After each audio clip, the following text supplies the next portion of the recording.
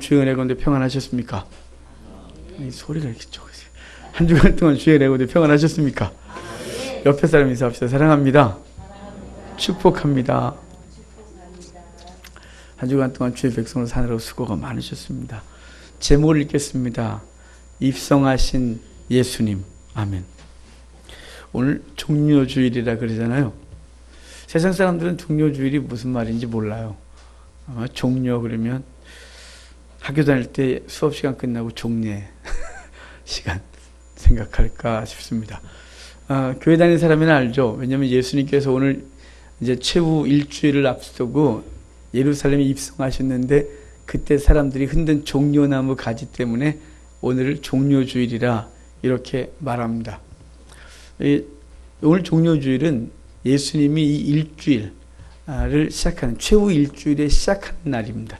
그러니까 예수님께서 우리를 위해 죽으시려고 예루살렘 들어오셨고 공격을 당하시고 결국은 십자가에 달리시고 죽으시고 부활하신 날까지의 일주일이 오늘 시작인 것입니다. 오늘 이 종료주일 말씀을 좀 보면서 예수님의 그 귀한 은혜를 생각해 보도록 하겠습니다. 먼저는 예수님이 예루살렘에 들어가시다가 갑자기 예루살렘 입구 벳박에는 예루살렘에 붙어있는 마을이거든요. 그 마을에 오셨을 때 주님은 제자들에게 나귀를 한 마리 끌고 오라고 하셔요. 우리 그 본문 좀 읽도록 하겠습니다. 1절부터 3절까지 같이 읽도록 하겠습니다. 그들이 예루살렘에 가까이 가서 예수께서 두 제자를 보내시며 이르시되 너희는 맞은편 마을로 가라. 그리하면 곧 메인 나귀와 나귀 새끼가 함께 있는 것을 보리니 풀어 내게로 끌고 오라. 만일 누가 무슨 말을 하거든 주가 쓰시겠다 하라. 그리하면 즉시 보내리라 하시니 아멘. 예수님이 맞은편 마을로 가서 나귀를 끌고 오라는데 나귀가 묶여있는 것을 볼 거랍니다. 그러면 그걸 풀어갖고 끌고 오래요. 그러면 그 주인이 물을 거래요. 뭐 하냐고. 그러면 주가 쓰신다 그럴 거래요. 그러래요. 그러면 준대요. 이상하지 않아요? 저는 이럴 때마다 참 난감해요. 만약에 제가 예수님의 제자였다면 무지하게 힘들었을 것 같아요. 돈도 안 주고 좀 야 나귀 한 마리 빌려와봐. 하루 임대료가 5만 원이란다. 이러면 5만 원 주셔서 가져오면 좋잖아요. 근데 그것도 아니고 가서 그냥 무조건 끌어오래요. 저 같으면 가슴이 콩닥거려갖고 막 어떻게 할 줄 모를 것 같은데 제자들이 이대로 합니다. 이들이 이렇게 할 수 있는 이유가 있어요. 이 나귀의 주인은 주가 쓰시겠다 하니까 그 다음에 아무 얘기도 없이 나귀를 끌고 가도록 해줍니다. 이렇게 할 수 있었던 것은 당시 사람들이 예수님을 메시아로 그리고 선지자로 자신들을 이 로마로부터 건져줄 자로 여겼어요. 3년 반 동안 사역을 하시면서 사람들이 이제는 예수님을 추종하는 게 한두 명이 아니라 모든 사람들이 예수님께 집중하고 있을 때예요. 예수님이 예루살렘에 오시기 전에 마지막으로 들린 도시가 여리고예요. 여리고에서부터 거꾸로 올라와 예루살렘으로 들어오게 돼야 되거든요. 근데 여리고에 갔을 때 사람들이 예수님을 얼마나 따라가고 예수님을 얼마나 환호하는지 예수님의 얼굴을 보고 싶었던 그 키 작은 삭개오는 군중에 가는 예수님을 볼 수가 없어서 결국은 뽕나무에 올라가서 봐야 할 정도로 예수님을 추종했어요. 그리고 또 예수님이 이따가 입성할 때 장면을 보면 그분이 입성할 때 모든 사람들이 자기의 겉옷을 바닥에 깔고 종려나무를 흔들면서 다윗의 자손 예수여 우리를 구원하소서라고 크게 소리를 지르고 정말 모든 군중이 그러기 때문에 대제사장들, 서기관들, 바리새인들이 제발 저 사람들 입 좀 다물게 하라고 할 정도로 모든 사람들이 예수님께 집중할 때예요. 그 나귀의 주인도 지금 예루살렘에 이번 6월절에 예수님이라는 분이 올라오고 그분을 통하여 어떤 일이 벌어질까를 기대하지 않았을까 싶어요. 또한 성경 스가랴서 9장 9절과 시편에 메시아가 오면 나귀를 타실 거라고 예언돼 있어서 지금 자기의 나귀, 그것도 지금 한 번도 멍에매보지 않고 사람을 태워보지 않은 이 나귀 새끼를 끌고 가는데 그 성경에 예언되어 있는 이야기를 기억하지 않았을까 싶습니다. 하여간 예수님은 제자들에게 나귀를 끌고 오라고 했고 그리고 나귀를 예수님께 끌어다 주었습니다. 그런데 예수님이 이제 이 나귀를 타고 예루살렘에 입성하고 계시거든요. 그럼 머릿속에 우리 약간 좀 그림을 그려보면 예루살렘에 예수님이 정말 나귀 탄 예수님 모습은 그렇게 멋있지 않아요. 백마 타고 들어가셔야 되는데 그래 멋있을 텐데요. 나귀, 그것도 새끼 나귀를 타고 제자들은 뒤를 따르고 그리고 군중들이 막 환호하고 있어요. 근데 그 군중들이 환호하고 있는데 그 환호하는 군중의 손에 많은 사람들의 손에 뭐가 붙들려 있냐면 어린 양 한 마리가 붙들려 있었어요. 왜냐하면 그날은 유월절 절기에서 유월절 어린 양을 격리시키는 날인 거예요. 어린 양이 양떼 속에 섞여 있을 때 그 중에서 내가 유월절 어린 양을 한 마리 잡아서 드리려면 유월절에 그냥 어디서 얼른 이놈 하나 잡아오는 게 아니라 오늘 바로 이 종료주일이 되는 날, 그날 원래 어린 양을 나를 위해서 우리 집안을 위해서 죽을 어린 양 한 마리를 끄집어다가 격리시켜 놓고 이제 그날부터 흠을 찾기 시작하는 시작이에요. 그래서 지금 성에 들어오는 사람들의 손에 유월절 어린 양이 들려있고 그 예수님은 유월절 어린 양으로 지금 입성하고 계신 거예요. 그 예수님은 우리의 대속을 위하여 우리의 죄 때문에 죽는 유월절 어린 양, 그 유월절 어린 양들과 함께 지금 입성하고 계시다는 사실을 알 수 있는 거예요.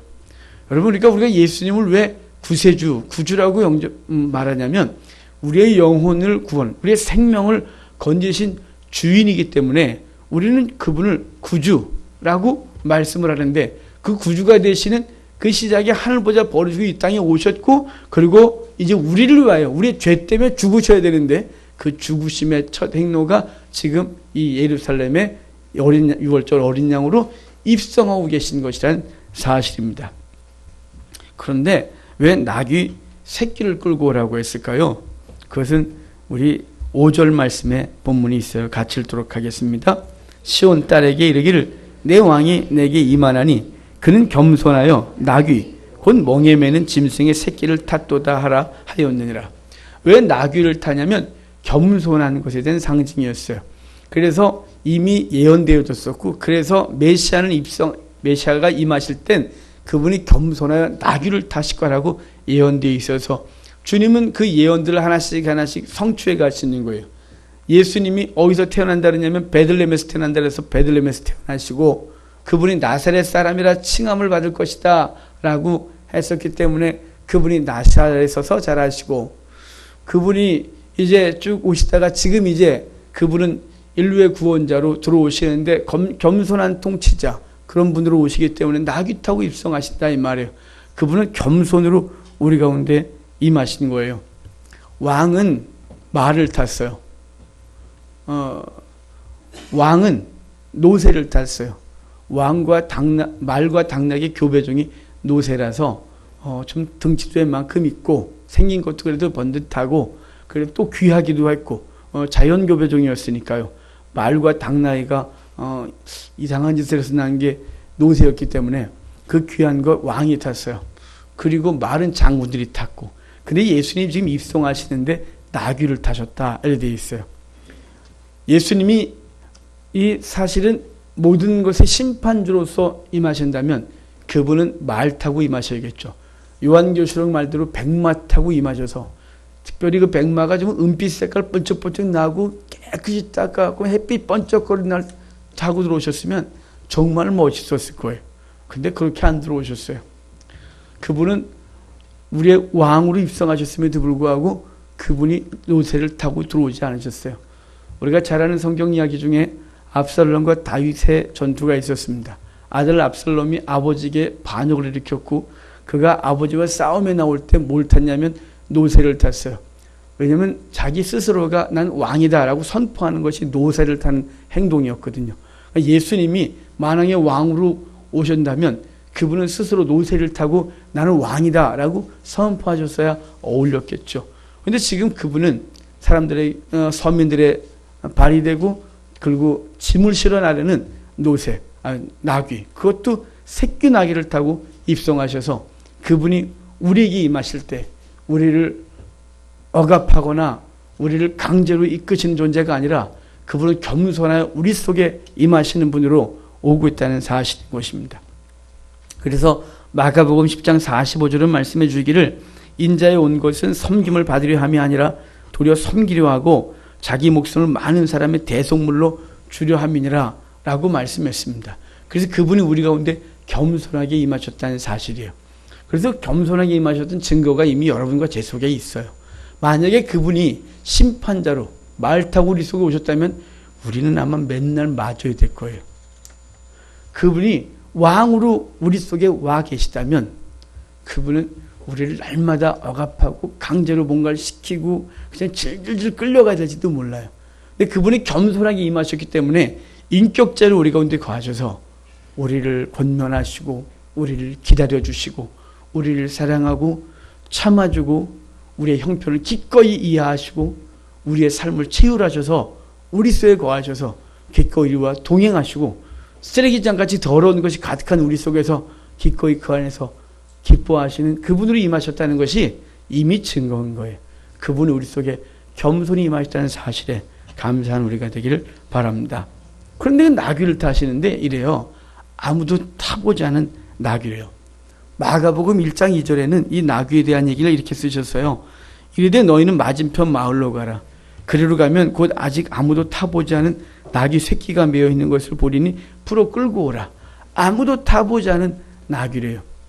얘는 지금 누구도 등에 태워보지 않았어요. 별로 쓸데없는 것에 어제 이 시간을 너무 많이 보냈어요. 너무 궁금했어요. 나귀는 처음부터 사람을 태울 수 있을까? 뭐 이런 거예요. 나귀를 봤어야죠. 어릴 때 저희 동네 조랑말이 그 모래 싣고 다니는 건 제가 봤어요. 근데 나귀는 한 번도 본 적이 없어요.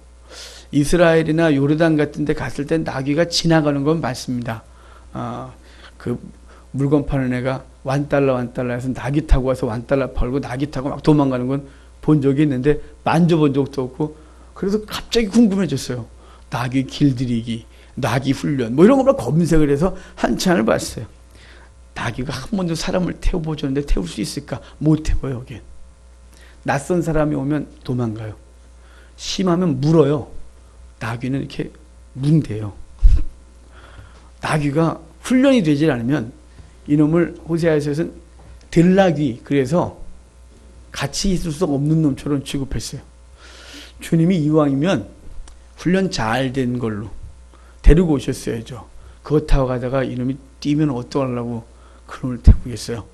너무 궁금했는데 하여간 이상했어요. 왜 이거지? 라고 한참을 고민하는데 답도 없고 그래요. 그런데 여기 이래요. 여러분 성경을 저 구약을 보면 그 첫 새끼는 다 하나님 거예요. 우리의 장자 다 하나님 거예요. 인간의 장자는 누가 대속했냐면 구약에서 레위인이 대속을 했어요. 그리고 그 레위인을 대신해서 이제는 예수 그리스도가 우리의 생명을 대신하시죠.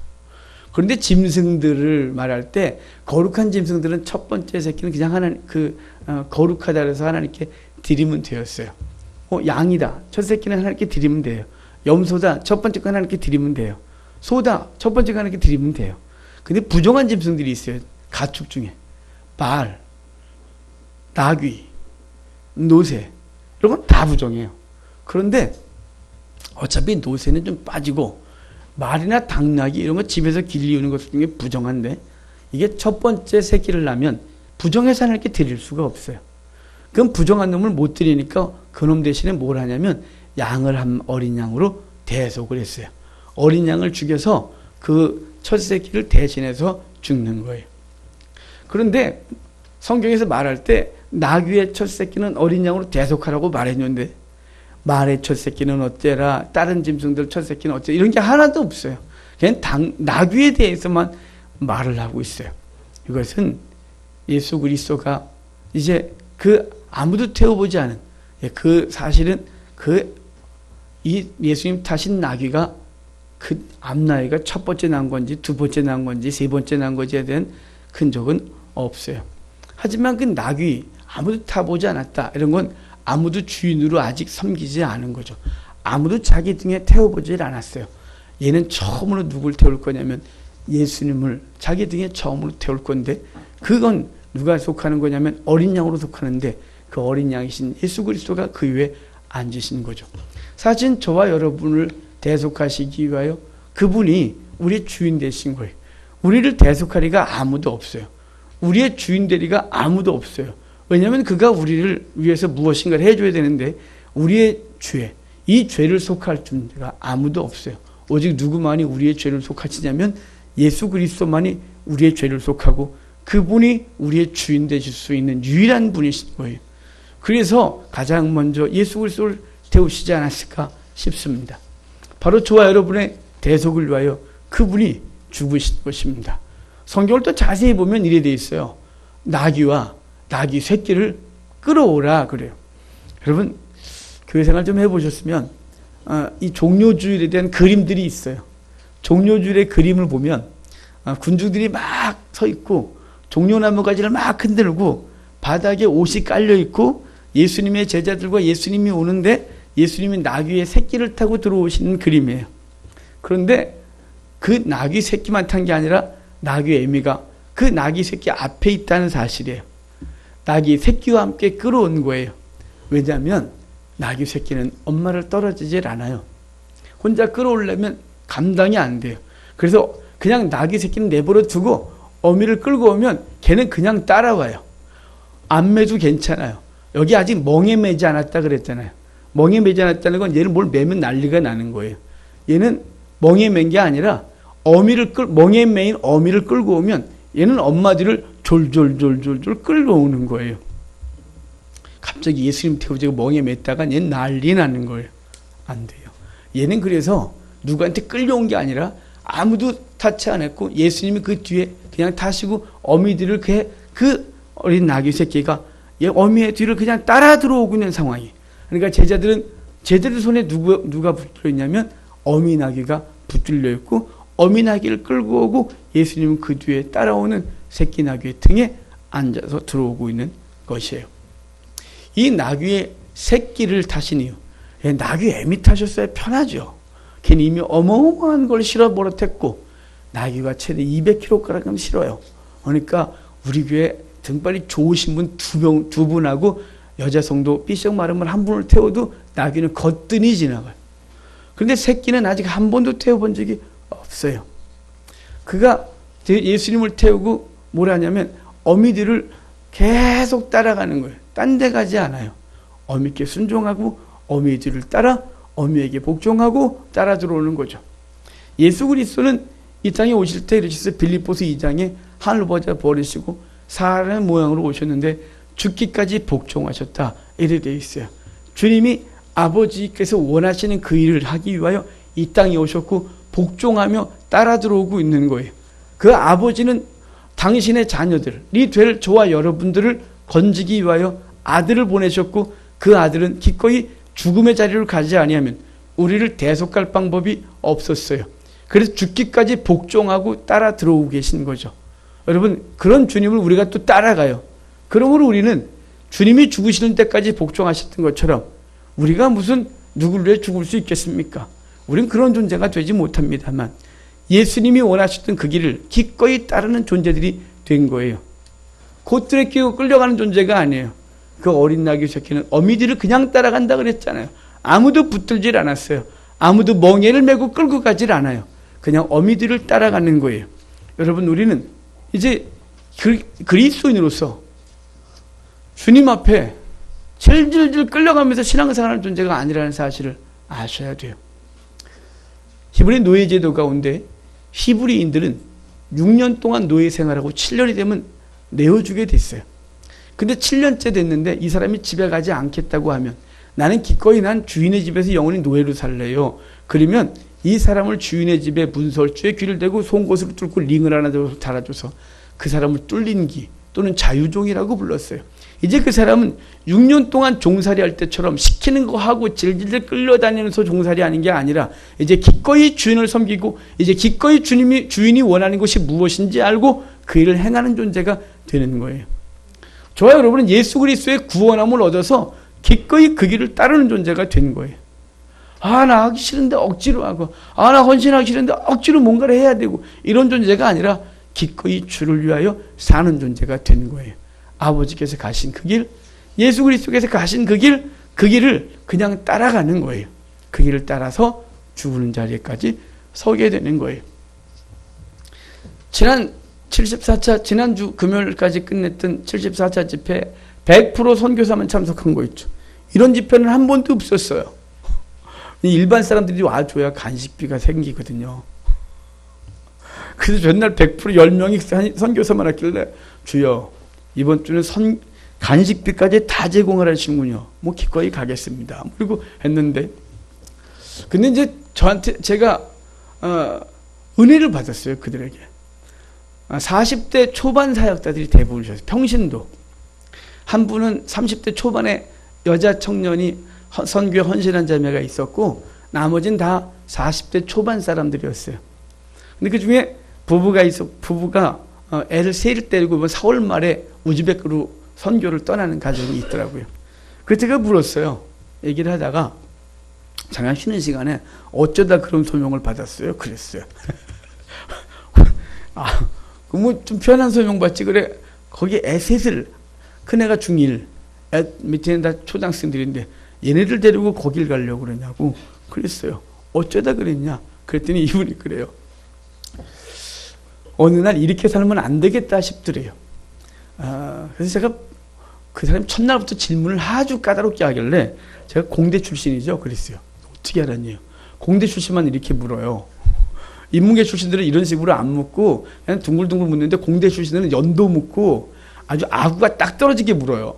되게 피곤해. 그래서 공대 출신이 물으면. 그래서 내가 공대 출신이죠. 어쨌든 화학과 전공했대요. 그러냐고. 우리 교회도 한 명 있는데. 그랬어요. 그랬더니 그러다가 이제 물었어요. 어떻게 된 거냐? 그랬더니 대기업을 다니는데 대기업을 다니면서 돈을 벌고 하니 참 편해서 좋았대요. 잘 나가고 사람들한테 집안에서도 주변 사람 칭찬을 받고 그러지 않겠습니까? 그런데 그러다가 이렇게 살면 안 되겠더래요. 어느 날 주께서 나를 부르실 텐데 너 뭐 하다 왔니? 그러면 그냥 열심히 대기업에서 생활하고 돈 벌다가 자녀 키우다가 왔다 그렇게 말할 수가 없겠더래요. 그래서 하나님 앞에 기도 중에 소명을 받았대요. 선교의 소명을. 그래서 집에 가서 그랬더니 부인한테 여보 나 소명 받았어. 선교 소명 받았을 때 그 집사람이 그러더래요. 난 안 받았어. 그러면서 내가 받을 때까지 기다려 나도 기도할게. 그럼 기도 한 번도 안 했대요. 소명 받을까 봐. 너무 무서워서 소명 받을까 봐 기도를 안 했대요.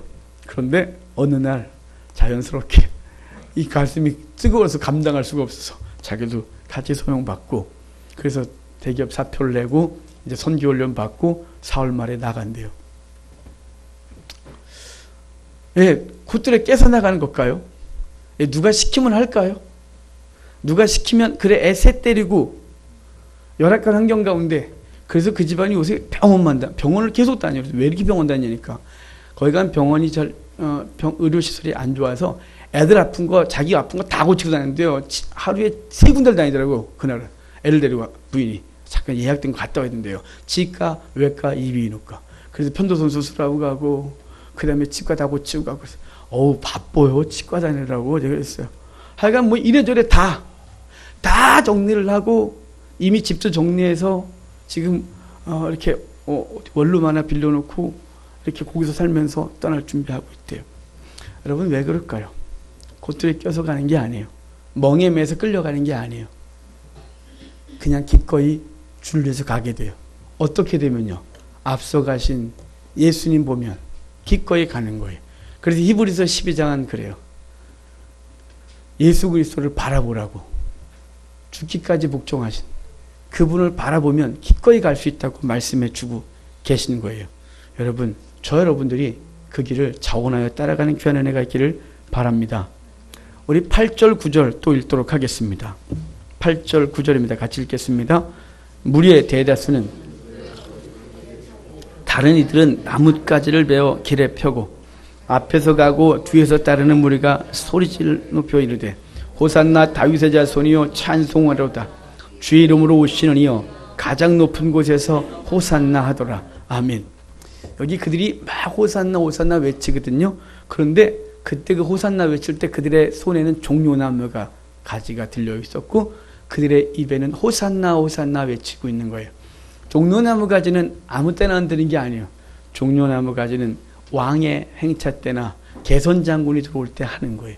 그러니까 예수님이 입성하실 때 사람들이 종려나무 가지를 흔든 건 예수님이 자신들을 건질, 이제 로마로부터 자신들을 건질 뿐이라고 믿고 외치고 있는 거예요.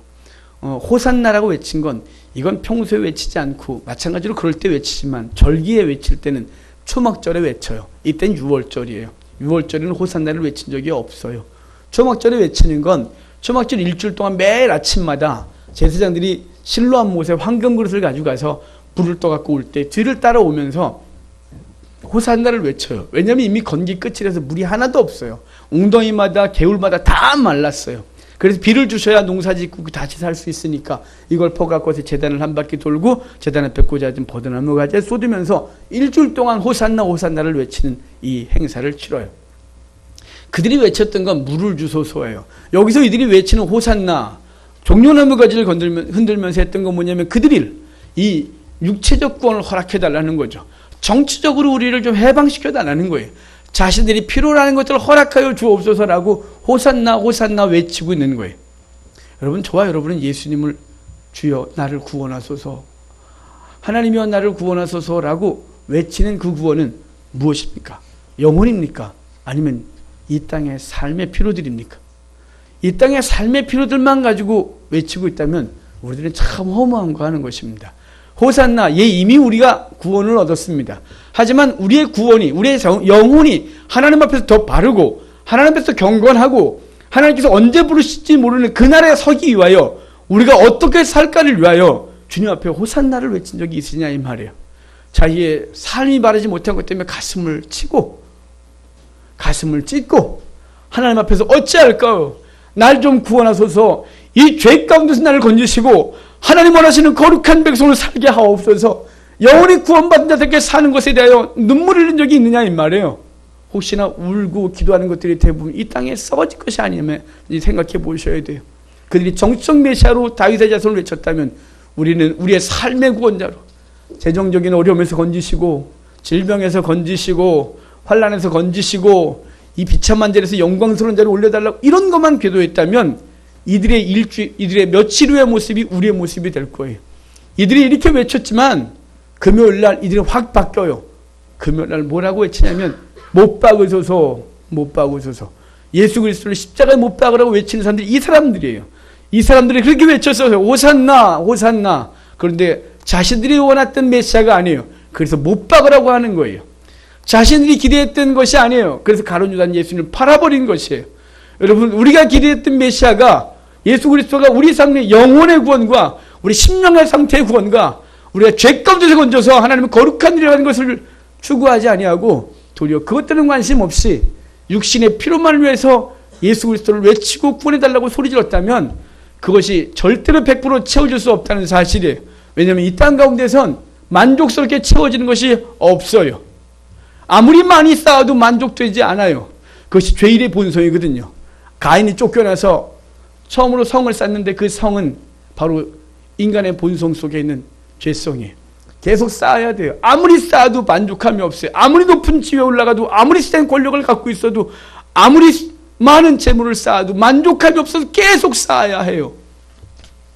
그래서 우리는 절대로 하나님 앞에서 만족이 없어요. 그래서 우리는 출애굽한 백성들이 만나를 향한 이 박한 식물을 신화라고 했던 이런 생각을 우리가 하게 되죠. 그러면 곧 우리가 어떻게 바뀌냐면 예수님을 못 박아버리는 존재가 되는 거예요. 여러분, 우리의 외침이 우리의 영혼에 집중할 수 있기를 바랍니다.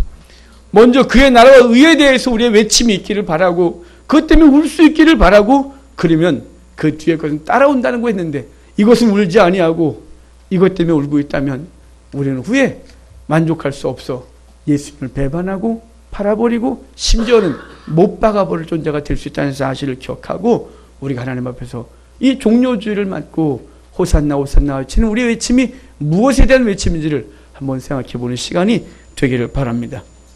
새끼 나귀를 타고 입성하신 예수님의 이 겸손의 통치를 저와 여러분들이 받아들이셔야 합니다. 이 겸손의 통치, 그분이 겸손하게 우리 가운데 임하셨습니다. 이제 우리도 주님 앞에 겸손하게 살아가는 존재들 되어야 할 것입니다. 우리의 세상적인 권력과 힘을 가지고 휘두르고 사는 존재가 아니라 주님이 우리 가운데 기꺼이 우리같이 못난 것 위에 낮아지실 것처럼 우리도 주님을 닮아가 이 땅 가운데서 기꺼이 낮아지고, 그래서 그 낮아짐으로 세상을 섬길 수 있는 우리가 되기를 바랍니다. 그분이 왕으로 또 장군을 입성하지 아니하시고 겸손하게 입성하셨다는 사실을 기억하셔야 돼요. 자, 10절, 11절 우리 마지막으로 읽읍시다. 누구냐고 묻는 그들의 소리를 들어볼까요? 예수께서 이는 누구냐 하거늘 무리가 이르되 갈릴리 나사렛에서 나온 선지자 예수라 하니라. 아멘. 예수님이 막 입성하니까 이는 누구냐고 물어요. 그랬더니 선지자래요. 여러분, 아까는 다윗의 자손이요 그랬어요. 다윗의 자손은 메시아를 가리칠 때 쓰는 용어였어요. 근데 이들이 다윗의 자손을 외칠 때 뭐라고 외친 거냐면 왕으로, 육체의 왕으로, 정치적 왕으로 받아들였던 증거죠. 선지자다 이 말이에요. 메시아나 그리스도가 아닌 거예요. 이들은 선자로 받아들이고 있는 거예요. 여러분, 우리는 예수 그리스도를 우리의 구세주, 메시아로 온전히 받아들이고 살아가기를 바랍니다. 그러면 그분이 우리를 강하게 하여 영적 세력을 이기고 하나님 원하시는 거룩한 삶이 되게 하겠다고 했고, 그분이 결과적으로는 스가랴서 후반을 보면 우리를 양떼같이 구원하리니 그들의 왕관의 보석같이 여호와의 땅에서 빛나리라 그랬습니다. 이 땅에서 빛나리라가 아니라 여호와의 땅에서 빛나리라 이렇게 말씀해 주셨어요. 어차피 짧은 인생 살면서 이 땅에서 빛날 거 생각해 봐야 아무리 닦아도 또 때타고 또 때탑니다. 저 나라에서 하늘의 별과 같이 빛나게 하겠다고 하신 말라기서의 예언과 그리고 이 스가랴서의 예언들을 기억하고 주님 나라에서 주님 앞에 설날을 소망하며 오늘을 사는 저와 여러분들이 되셔야 할 것입니다. 예수님이 이렇게 입성하신 목적이 죽으시기 위함이에요. 죽으셔서 원한 건 뭐냐면 저와 여러분의 영혼의 생명을 건지기 위해서입니다. 여러분, 그 생명 예수님의 죽으심 때문에 얻었습니다. 그렇다면 우리의 생명이 얼마나 존귀한지 아시지 않겠습니까? 가끔 영화나 드라마나 이런 거 보면 누군가가 장기를 이식해줘서 산 사람은 그 장기를 이식받고 그 사람을 대신하여 산다는 그런 얘기를 이렇게 좀 하잖아요. 여러분, 장기 한번 이식 받아야 이 생이 귀한 줄 아시겠어요? 아니요. 우린 그것 정도가 아니라 생명을 이식받았습니다. 우리는 지옥에서 천국으로 옮김받은 사람들입니다.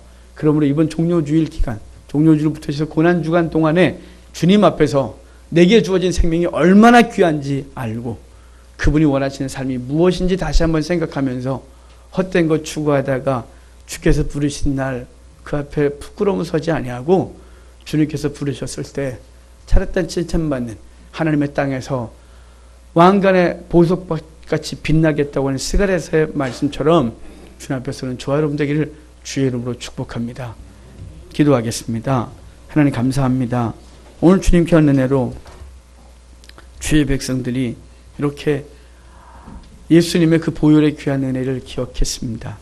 주님, 이번 한 주간 살면서 우리를 위하여 죽으신 예수 그리스도의 그 은혜 생각하고 우리도 주를 위해 어찌 살까 고민하는 이 한 주간 되어지고 삶이 바뀌고 자세가 바뀌고 하나님이 원하시는 거룩한 일의 삶을 바치는 우리들은 귀한 은혜 되게 도와주시고 이 기간 동안 아직도 예수 그리스도를 몰라 사망 가운데 있는 영혼들에게 예수 그리스도를, 우리를 위해 이 땅에 오신 예수 그리스도를 소개하여 그들도 나무 위에 달려 우리의 모든 죄를 속하신 예수 그리스도를 바라보고 영혼의 구원을 얻는 귀한 은혜를 입게 하는 일에 쓰임받는 우리가 되게 하여 주옵소서.